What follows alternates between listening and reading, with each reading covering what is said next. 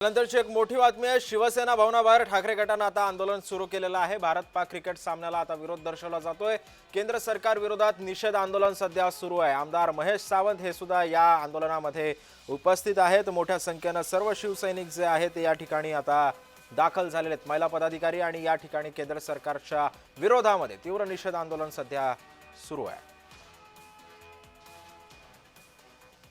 राज्यव्यापी आंदोलन आहे। 11 वाजता संपूर्ण महाराष्ट्रात मुंबईत हे आंदोलन आहे, झालं असेल, चालू असेल।